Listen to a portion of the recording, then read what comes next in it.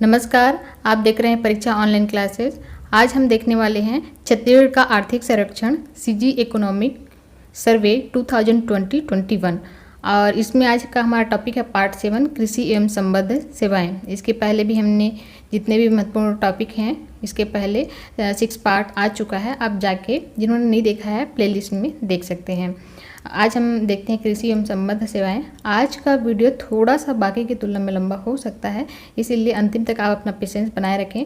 जितने भी महत्वपूर्ण तथ्य हैं जो एग्जाम के लिए हमारे लिए महत्वपूर्ण हैं वो सारी चीज़ों को हम लेके चलेंगे। तो चलिए शुरू करते हैं आज का टॉपिक।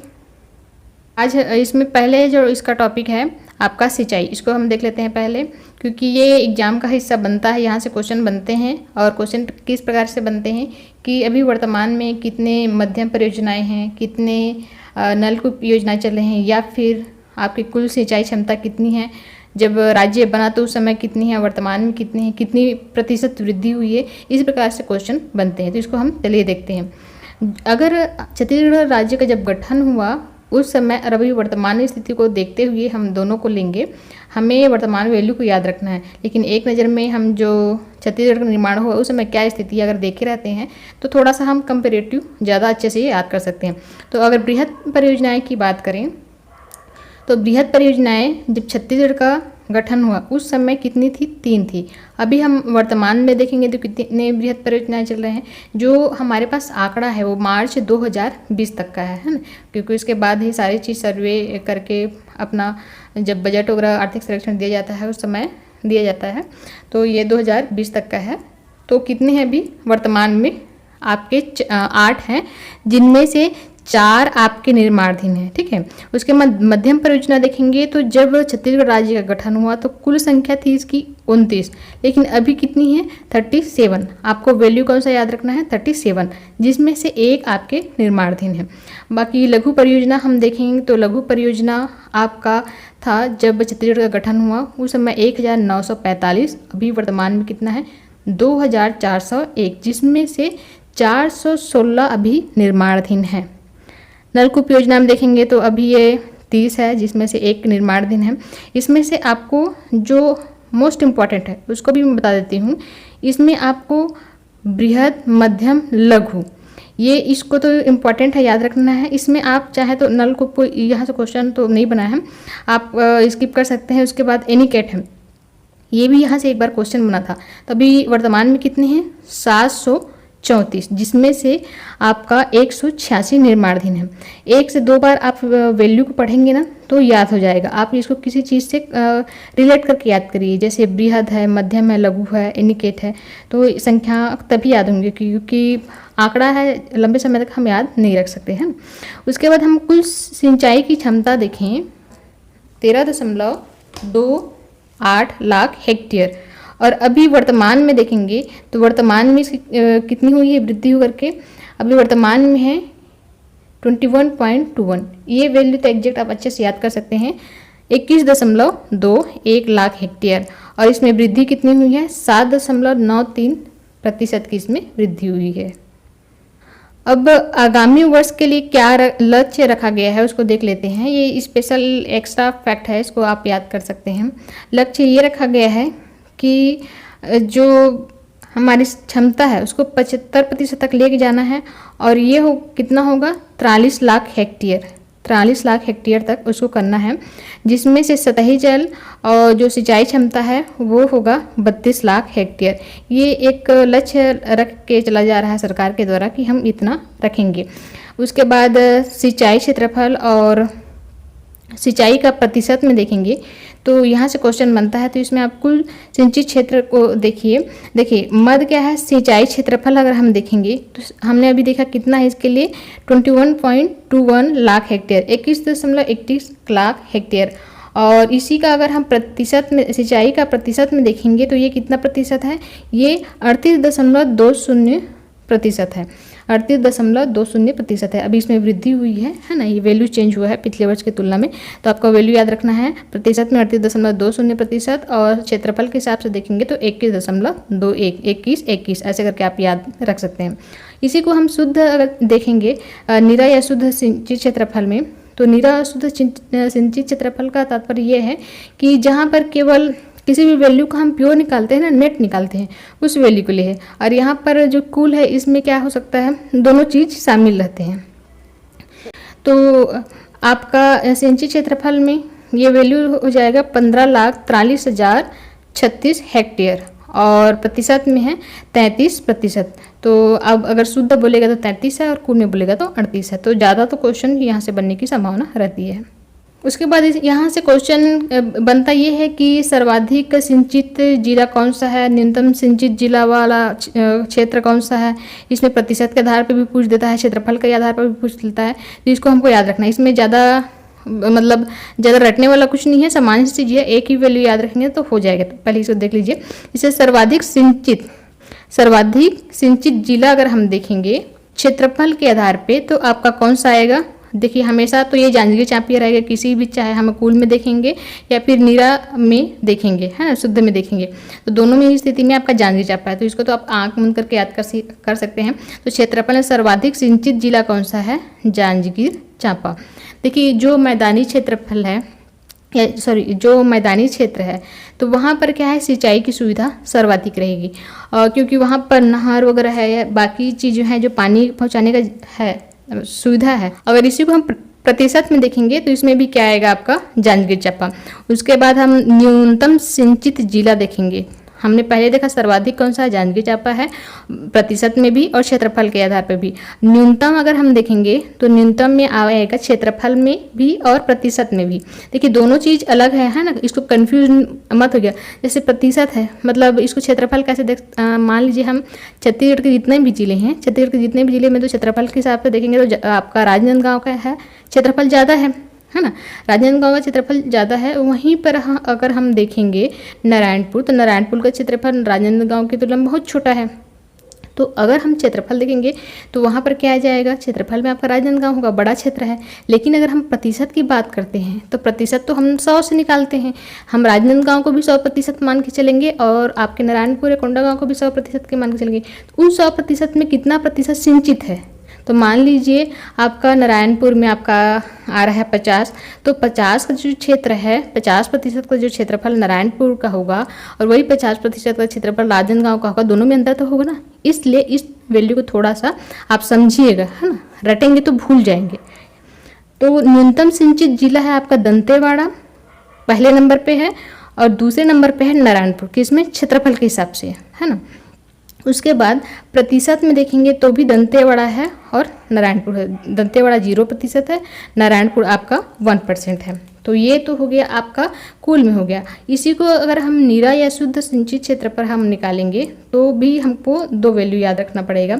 हमने दिया सर्वाधिक सिंचित जिला कौन सा है, सबसे ज़्यादा सिंचित जिला, क्षेत्रफल में क्या आएगा आपका, जांजगीर चांपा। लेकिन यहाँ पर प्रतिशत के लिए वैल्यू चेंज हो जाएगा, प्रतिशत के लिए आपका जाएगा रायपुर, किसमें, नीरा में, है ना, शुद्ध सिंचित क्षेत्रफल में रायपुर याद रखेंगे। उसके बाद न्यूनतम सिंचित जिला अगर हम देखेंगे, हमें इसको बार बार कर रहे हैं, कंफ्यूज मत करिएगा। इसका तो दोनों का सेम है, इसमें जांजगीर चांपा, इसमें जांजगीर चांपा, दंतेवाड़ा, नारायणपुर, इसमें थोड़ा अंतर है, केवल रायपुर अलग है। उसके बाद न्यूनतम इसमें भी क्या है आपका दंतेवाड़ा, इसमें भी क्या है दंतेवाड़ा, ठीक है। बस एक ही चीज़ आपको यहाँ पे अंतर याद रखना है, रायपुर, ठीक। जो हमने सिंचित क्षेत्रफल देखा तो एक तो कुल देखा, एक नीरा देखा। अगर उसी में से माइनस करेंगे तो एक वैल्यू यहाँ से मान लीजिए, ये क्वेश्चन का पार्ट बना है एक बार कि सर्वाधिक जो सिंचित क्षेत्रफल है द्विफसली कहाँ पर होता है, तो द्विफसली सिंचित क्षेत्रफल के लिए भी हमको जिला को याद रखना पड़ेगा कि कौन से जिला में अधिक होता है और कम से में कम होता है। तो सर्वाधिक सिंचित जिला है जहाँ पर द्विफसली सिंचित क्षेत्रफल सर्वाधिक है आपका बेमेतरा, याद रखेंगे, दुर्ग संभाग में। उसके बाद न्यूनतम सिंचित जिला है आपका दंतेवाड़ा और नारायणपुर। मतलब न्यूनतम में जहाँ पर न्यूनतम आ रहा है वहाँ पर क्या आएगा, दंतेवाड़ा तो पहले नंबर पे, दूसरे नंबर पे नारायणपुर, है ना। ये आप अच्छे से इसमें एक बार पढ़ेंगे, समझे रहेंगे तो याद करने की जरूरत नहीं है। उसके बाद आते हैं सिंचाई स्रोत अनुसार शुद्ध सिंचित क्षेत्रफल हेक्टेयर में।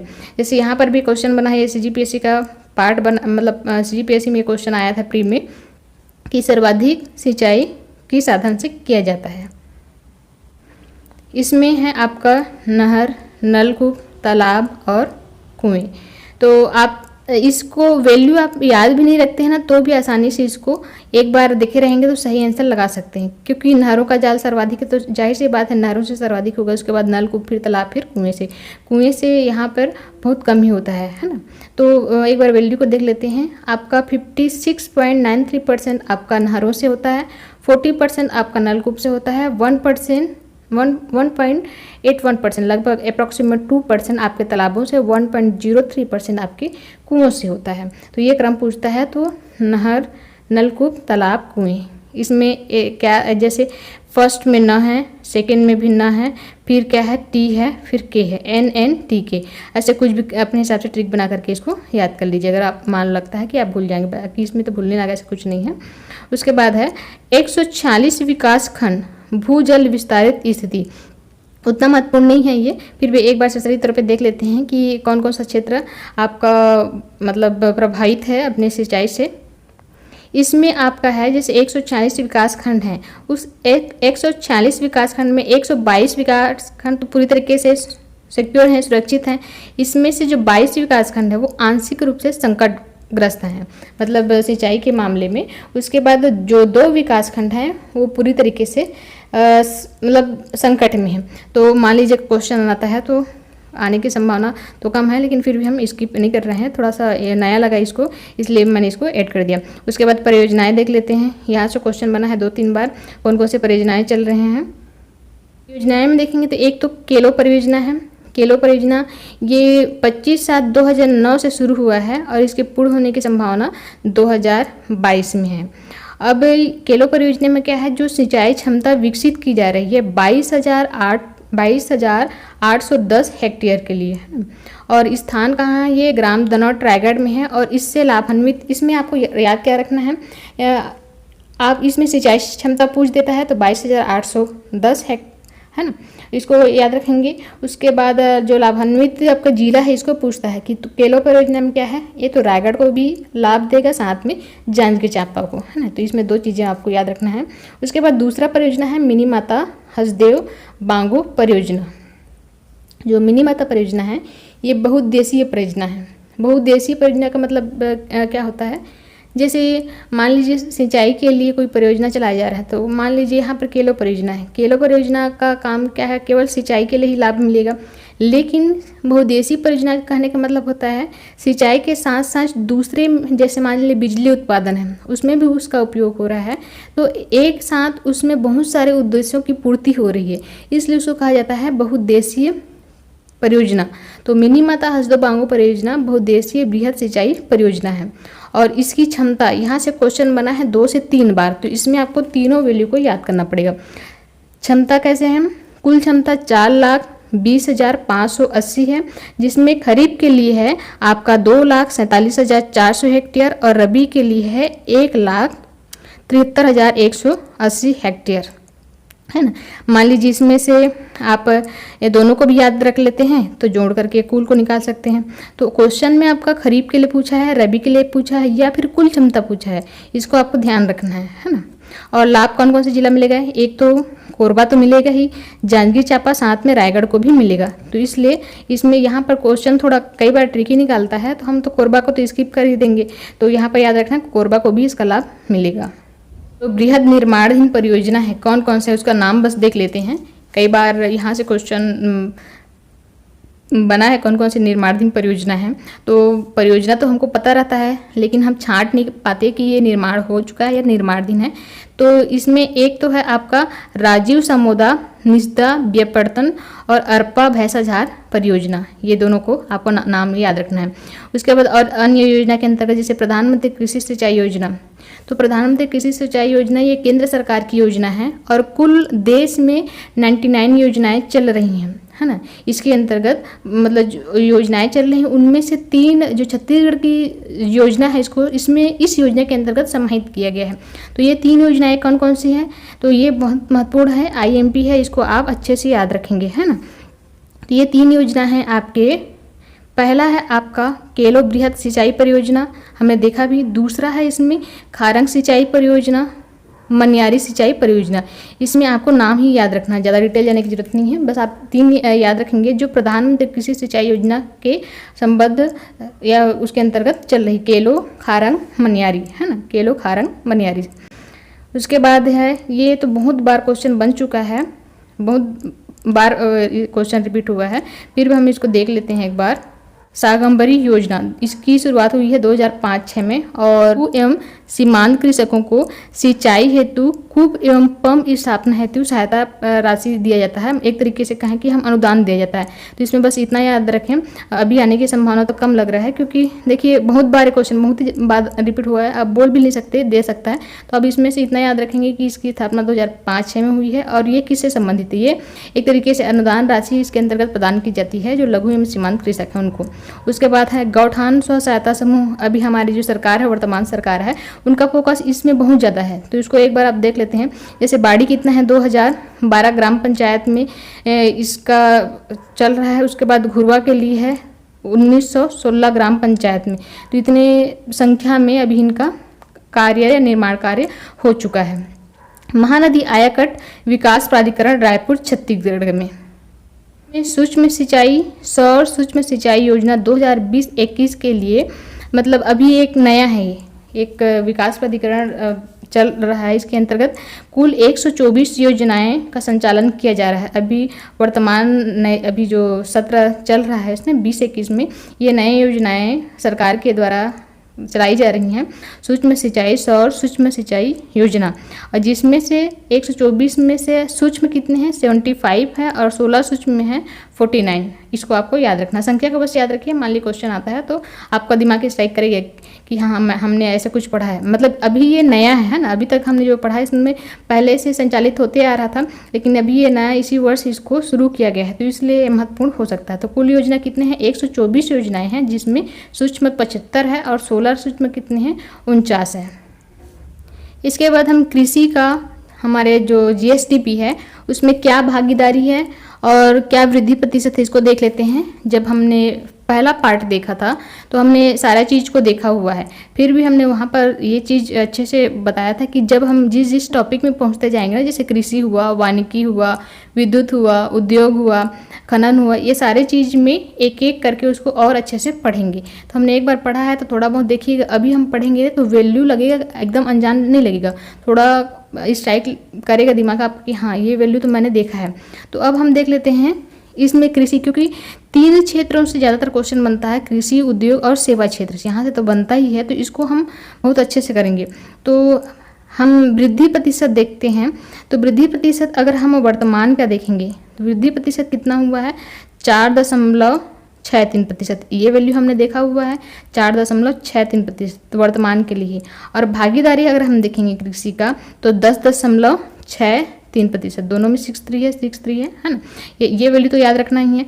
अब हम 2014-15 से लेकर के वर्तमान स्थिति तक क्या देखते हैं कि क्या उतार चढ़ाव हुआ है। तो इसमें प्रतिशत वृद्धि को खासकर जैसे देखिए, प्रतिशत वृद्धि को हम देखते हैं तो इसमें 14-15 में 3.19 था, उसके बाद 15-16 में नेगेटिव में चला गया, फिर 16-17 में वृद्धि हुई, 17-18 में फिर से नेगेटिव में चला गया, 18-19 में फिर वृद्धि हुई, और 19-20 में 18-19 की तुलना में फिर कमी हुई है। तो एक तरीके से किस प्रकार से चल रहा है वैल्यू, हमारा जिग जैग चल रहा है, नकारात्मक भी जा रहा है, ऊपर नीचे हो रहा है। तो इसमें अगर क्वेश्चन बनता है तो क्वेश्चन क्या बनेगा कि आपका जो कृषि है, कृषि की वृद्धि दर में लगातार वृद्धि हुई है या कमी हुई है या उतार चढ़ाव देखने को मिला है। तो हमारा आंसर क्या रहेगा, इसमें उतार चढ़ाव देखने के लिए मिला है, एक तरीके से जिग जैग की स्थिति है। कई बार कमी तो होती है थोड़ा बहुत, लेकिन इसमें बहुत ज़्यादा ऊपर नीचे हो रहा है। तो अब इसमें से क्वेश्चन बनने की संभावना यह है कि किस वर्ष नकारात्मक था। तो किस वर्ष नकारात्मक था, तो नकारात्मक हमको 2 मिला, 15-16 और एक 17-18, 2 के बीच में एक सकारात्मक चीज़ है ना, इसको हमने देखा भी था। 2015-16 में सर्वाधिक नकारात्मक किस में है, अगर आता है तो 17-18 में 2 चीज़ें है ना, 2 आपका सन याद रखना है। और सर्वाधिक कब था, 16-17 में ये चीज़। अब भागीदारी हिस्सेदारी को हमको वर्तमान का याद रखना है, सबको तो हम याद नहीं कर सकते, पॉसिबल ही नहीं, इतने सारे वैल्यू हैं। तो भी वर्तमान का भी याद रखिए 10.63%, ठीक है। कृषक परिवार अगर हम वर्तमान में देखेंगे, कृषि पढ़ रहे हैं तो जाहिर सी बात है हम कुल अभी वर्तमान में कितने कृषक परिवार हैं, तो 37.46 लाख है इनकी संख्या, और जिसमें से लघु एवं सीमांत श्रेणी के अंतर्गत आते हैं 76%। उसके बाद आ जाता है इसमें से महत्वपूर्ण जो टॉपिक है कि किस फसल का उत्पादन कितना हुआ है। तो इसमें तो एक तो हम क्षेत्र के हिसाब से देखते हैं कि कितना क्षेत्र में बोया गया है, उसके हिसाब से दूसरा उसके उत्पादन के हिसाब से देखते हैं। तो दोनों को हम देखेंगे, क्षेत्र और उत्पादन दोनों के आधार पर। प्रमुख फसलों का उत्पादन क्षेत्र, उत्पादन और क्षेत्र, उत्पादन और क्षेत्र। प्रति हेक्टेयर फसलों का औसत उत्पादन 2019-20 के लिए है। जितने भी आंकड़ा है फसल हम 19-20 के लिए ही देखेंगे, क्योंकि 20-21 अभी जो फसल है वो तो चल रहा है ना, तो उसका उत्पादन हम कैसे निकालेंगे। तो ये जो वैल्यू रहेगा ये क्या रहेगा 19-20। तो यहाँ पर आपको कन्फ्यूज़ नहीं होना, अरे हम तो 20-21 पढ़ रहे हैं तो यहाँ पर वैल्यू 19-20 क्यों। तो अभी तो फसल लगा हुआ है, तो हम उसका उत्पादन कितना हुआ, कितना क्षेत्र है, उसको कैसे नापेंगे। वो आने वाले जो बजट है, जो नया सत्र में हमको मिलेगा, उसमें आप उसको पढ़ेंगे। तो औसत पहले देखते हैं। तो औसत उत्पादन अगर देखेंगे प्रति हेक्टेयर, 1 हेक्टेयर में कितना उत्पादन हो रहा है, तो सर्वाधिक औसत में किसका रहेगा, गन्ना का, उसके बाद मक्का का, धान का, ज्वार का, गेहूं का। गन्ना, मक्का, धान, ज्वार, गेहूं किसका रहेगा, गन्ना का, मक्का का, धान, ज्वार, गेहूं, ये औसत है प्रति हेक्टेयर, ठीक है। उसके बाद अगर हम अनाज का देखते हैं तो अनाज के लिए है आपका धान, फिर मक्का, गेहूं, कोदो, कुटकी, छोटा अनाज, उसके बाद ज्वार और जौ। उसके बाद अगर दालें हम देखेंगे तो चना का सर्वाधिक है, लाख है, उड़द है, तुअर है, फिर कुल्थी है, फिर मूंग है। उसी तरीके से अगर हम तिलहन फसलों का देखें तो तिलहन में आपका सोयाबीन, फिर मूंगफली, फिर राई, सरसों और उसके बाद रामतिल। इसके बाद इसमें आपके तिलहन में एक तो आपके उत्पादन हो गया, ठीक है, उत्पादन में है, और ये आपका क्षेत्र है।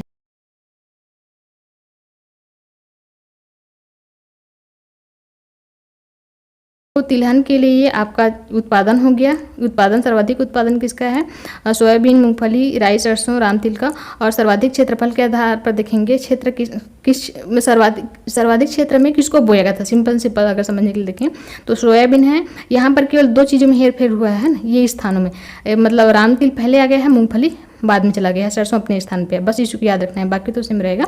और सभी फसलों को अगर हम क्रम देखेंगे, सभी फसलों को अगर हम क्रम देखेंगे, ये उत्पादन हो गया आपका, ये उत्पादन के लिए हो गया, क्षेत्र के लिए हो गया। तो दोनों का देखते हैं। तो ज़्यादातर क्वेश्चन तो आल में से पूछता है, इंडिविजुअली बहुत कम पूछता है। तो सर्वाधिक अगर उत्पादन बोलेगा या सर्वाधिक क्षेत्रफल में किसको बोया गया है ये पूछेगा। तो 2 चीज़ याद रखना, क्वेश्चन को एकदम आप जैसे क्वेश्चन आता है ना एग्जाम में, तो एकदम हाँ अरे क्वेश्चन को तो पढ़ा करके कूद मत जाना, पहले समझ लेना कि उसमें क्वेश्चन में आपको उत्पादन को पूछा है कि क्षेत्रफल को पूछा है, कि सर्वाधिक क्षेत्रफल किसको लगा गया है या सर्वाधिक उत्पादन किसका है ना। तो अगर उत्पादन बोल रहा है तो धान का ही आएगा, फिर चना का, गेहूं का, फिर मक्का का। अगर क्षेत्रफल पूछता है तो पहले नंबर पे धान तो है, उसके बाद दूसरे में भी चना है, लेकिन यहाँ तीसरे नंबर से आपका तीसरे में क्या आ गया है, आपका लाख आ गया है, फिर मक्का, फिर गेहूँ। गेहूँ का स्थान 5वां हो गया इसमें, तो आप इसको याद रखेंगे, ठीक है। कृषि विपणन, कृषि विपणन यहाँ से भी क्वेश्चन बनता है कि कुल उपमंडियाँ कितनी हैं, उपज मंडी कितना है, और सहकारी समिति की संख्या कितनी है ना। तो अगर हम वर्तमान में अगर देखें तो कृषि उपज मंडियों की संख्या है 69, उप मंडियों की संख्या है 118, और प्राथमिक कृषि साख समिति की संख्या है, पहले था ये 1333 था, लेकिन अभी वर्तमान में क्या किया गया है, इसको हमने देखा था जब अब इसके पहले वाले क्लास में 2019 अधिनियम के तहत 2019 अधिनियम के तहत एक नया गठन किया गया है समितियों का, जिसमें 725 नई समितियों का गठन करके उनको मंजूरी दे दी गई है। तो अब कुल इनकी संख्या है अधिक हो गई है ना। अब उसके बाद उपार्जन केंद्र इसमें थोड़ा सा मेरे को डाउट था, इसीलिए मैंने इसको छोड़ दिया है। इसको मैं इसका आंसर पिन करके बता दूंगी, आप देख लीजिए कमेंट बॉक्स में, ठीक है। उसके बाद कृषि यांत्रिकीकरण के लिए क्या है, कृषि यांत्रिकीकरण, इनके प्रावधान क्या है, 10 लाख तक वित्तीय सहायता मिलेगा, और कितने सेवा केंद्र हैं, 2266 कृषि यंत्र सेवा केंद्र की स्थापना भी वर्तमान में की गई है, नया है, वैल्यू, इसलिए इसको आप अच्छे से याद रखेंगे। कृषि यांत्रिकीकरण का तात्पर्य क्या है? एक तरीके से कृषि में यांत्रिकीकरण को बढ़ावा देना है। तो कितने तक की सहायता मिलती है? 10 लाख तक की वित्तीय सहायता मिलती है सरकार की तरफ से। प्रधानमंत्री कृषि सिंचाई योजना, इसको हमने पहले देखा है, 2005-06 से ये चल रहा है। इसके अंतर्गत कौन कौन सी योजनाएं शामिल की गई, इसको हमने पहले ही देखा है ना। मिट्टी परीक्षण प्रयोगशाला, मिट्टी परीक्षण प्रयोगशाला, इस यहाँ से भी क्वेश्चन बना है, तो इसमें थोड़ा सा कंफ्यूजन होता है, लेकिन वैल्यू थोड़ा सेम है, तो इसको अच्छे से याद रखिए। मिट्टी परीक्षण प्रयोगशाला की संख्या है 11, लेकिन मिनी बोल रहा है ना, मिनी एक्स्ट्रा जुड़ रहा है, मिनी मिट्टी परीक्षण प्रयोगशाला 111 है। दोनों वैल्यू सेम है, बस मिनी को याद रखेंगे तो इसमें 1 और 1 ऐड कर देना है। किसान उपभोक्ता बाजार के लिए पूर्ण अभी किया जा चुका है। आपके रायपुर और बेमेतरा में, विकासशील है बिलासपुर, रायगढ़, बरमकेला और राजनांदगांव में। उसके बाद छत्तीसगढ़ कृषि उपज मंडी अगर देखेंगे, संशोधन अधिनियम अभी 2000 का, तो ये आपके लिए महत्वपूर्ण। इसमें क्या है, जो सीमा में एक तरीके से परिवर्तन किया गया है। अभी तक क्या था, केवल 10 क्विंटल ही लिया जाता था, तो उस 10 क्विंटल को बढ़ाकर कितना कर दिया गया है, 20 क्विंटल कर दिया गया है। उसके बाद है जैविक खेती। जैविक खेती के लिए पूर्ण जैविक जिला, आपके पूरे छत्तीसगढ़ में 5 जिले हैं जो पूर्ण जिला जिनको जैविक खेती के लिए घोषित किया गया है, और अन्य जो 22 जिले बचे हैं उनमें से एक विकास खंड को घोषित किया गया है। तो आपको केवल ये 5 जिला याद रखना है। कौन कौन से जैविक जिला है? देखिए, गरियाबंद, सुकमा, दंतेवाड़ा, नारायणपुर और बीजापुर। तो सुकमा, दंतेवाड़ा, नारायणपुर, बीजापुर बस्तर संभाग हो गया। आपका रायपुर संभाग का एक क्या है, गरियाबंद। तो इस तरीके से 5 है ना, तो आप इसको आसानी से याद कर सकते हैं। उसके बाद इसमें से एक चीज़ और देख लेते हैं। क्वेश्चन तो फिलहाल अभी यहाँ से बना नहीं है, लेकिन कई बार क्वेश्चन बनने की संभावना बन जाता है, तो एक बार सही तौर पर देख लेते हैं कि क्योंकि जैविक खेती को बढ़ावा दिया जा रहा है, अभी केंद्र सरकार हो या राज्य सरकार हो, तो इससे संबंधित जो ब्रांड है कई बार पूछ देते हैं, तो एक बार देख लेते हैं कि कौन कौन से जिले के लिए कौन सा ब्रांड दिया गया है। तो हम सबसे पहले आते हैं सरगुजा संभाग में। सरगुजा संभाग में आपका सूरजपुर, सरगुजा, जसपुर, बलरामपुर। सूरजपुर, सरगुजा, जसपुर, बलरामपुर। सूरजपुर के लिए महामाया, तो आपको यहाँ पर देखेंगे सूरजपुर में महामाया का शक्कर कारखाना भी है, तो शक्कर का भी याद कर सकते हैं। सरगुजा में बांसाझार राइस महामाया, मतलब बांसाझार राइस भी है, साथ में महामाया। उसके बाद जसपुर का तो नाम से ही है, जसपुर एग्रो केस, और बलरामपुर का चांगरो राइस। तो जो थोड़ा अलग है उसी को याद करना पड़ेगा, बाकी तो नेम से ही है। जैसे आपका जसपुर है तो आप इसको तो रिलेट कर लेंगे, महामाया हम शक्कर कारखाना से याद कर लिए। सरगुजा बांसाझाल और चांगरो राइस, इसमें 2 याद आपको करना पड़ेगा। बिलासपुर संभाग में आपका है रायगढ़, कोरबा, मुंगेली। रायगढ़ केलो ब्रांड, तो नाम याद हो जाएगा, रायगढ़ में आपका केलो नदी है, इसलिए कोरबा का कोरबा एग्रो फेस, ये भी याद हो जाएगा। मुंगेली आगर जैविक, आगर नदी से आप इसको मुंगेली को जोड़ सकते हैं। उसके बाद दुर्ग संभाग में आते हैं। दुर्ग संभाग का कबीरधाम, राजनांदगांव, दुर्ग और बालोद। तो इनमें आपका जैसे कबीरधाम में आपका मैकल श्रेणी वहाँ से जाता है, तो आप मैकल्स नेचर इसको ऐसे याद कर सकते हैं। राजनांदगांव में आरूग जैविक, थोड़ा सा इसको याद करना पड़ेगा। दुर्ग में शिवनाथ ऑर्गेनिक्स, ये इसको भी आप याद कर सकते हैं। दुर्ग से शिवनाथ नदी निकलती है, वहीं बीचों बीच दुर्ग संभाग से। उसके बाद बालोद का है बालोद ऑर्गेनिक, ये भी नाम से याद हो जाएगा। मतलब कुल मिला के 2-3 ही हैं जिसको आपको याद करना पड़ेगा। रायपुर संभाग में 2 है, रायपुर और धमतरी। आपका धमतरी का रुद्र ऑर्गेनिक याद हो जाएगा, रायपुर ऑर्गेनिक इसमें याद करने वाला कुछ नहीं है। बस्तर संभाग का देखेंगे तो कोंडागांव, दंतेवाड़ा, बस्तर, और बस्तर का बस्तर नेचुरल याद हो जाएगा। दंतेवाड़ा का आदिम ब्रांड, भाई दंतेवाड़ा बोला जाता है तो उस क्षेत्र में आदिम जनजातियाँ पाई जाती हैं, ऐसे करके आप याद कर सकते हैं। और कोंडागांव का है पंचतत्व। तो इस तरीके से 2 या 4 जिले ही हैं जिसको आपको याद करना पड़ेगा, बाकी को तो आप अच्छे से ऐसे ही एक बार पढ़ेंगे तो अब इसके बाद और नहीं भूलेंगे। प्रधानमंत्री स्वायत्ता हेल्थ कार्ड योजना, इसका शुभारंभ किया गया था 19 फरवरी 2015 को, और अभी 2020-21 में इसके तहत 3125 गांव जुड़ चुके हैं। गोधन न्यास योजना, इसकी शुरुआत कब की गई है, ये क्वेश्चन बना है, बनने की भी संभावना है, प्री में ही आया था ये। आपका है 20/7/2020 हरेली के दिन, है ना, हरेली के दिन इसकी शुरुआत की गई थी। आदर्श मंडी कौन कौन है? अभी आदर्श मंडी 5 हैं। एक तो आपका धमतरी है, कुरूद है, राजनांदगांव, कवर्धा और मुंगेली। तो ये हो गए हमारा कृषि एवं संबद्ध क्षेत्र। इसके अंतर्गत जितने भी महत्वपूर्ण हैं हमने सारी चीज़ को कंप्लीट कर लिया है। इसके बाद इसके जो नेक्स्ट टॉपिक आएगा उसको हम देखेंगे। तो अगर इसमें किसी प्रकार का किसी को प्रॉब्लम है, समझ नहीं आया होगा, कोई डाउट है, आप कमेंट्स के माध्यम से ज़रूर बताइएगा और वीडियो को बाकी लोगों तक भी पहुँचे। जिस हिसाब से सब्सक्राइबर्स हैं उस हिसाब से व्यू आते भी नहीं हैं, तो कोशिश कीजिए जो मेहनत आप लोगों के लिए दिया जा रहा है उसको सब तक पहुँचाइए। उसका लाभ फ्री में, निःशुल्क में अगर आपको मिल रहा है तो उसका लाभ लेने का प्रयास कीजिए। कई बार क्या होता है, कुछ चीज़ें फ्री में मिलती हैं ना, तो हम उसका कदर नहीं करते हैं। तो इसका लाभ उठाइए और अच्छे से तैयार करते रहिए। तो आज के लिए बस इतना ही। वीडियो अगर आपको पसंद आया तो लाइक शेयर कीजिए और अपने दोस्तों तक ज़रूर पहुंचाइए। और जिन्होंने अभी तक चैनल को सब्सक्राइब नहीं किया है, सब्सक्राइब जरूर कीजिएगा। साथ में बेल आइकन को भी प्रेस कीजिए ताकि आपको नोटिफिकेशन प्रॉपर मिलते रहे। आज के लिए बस इतना ही। Thank you so much.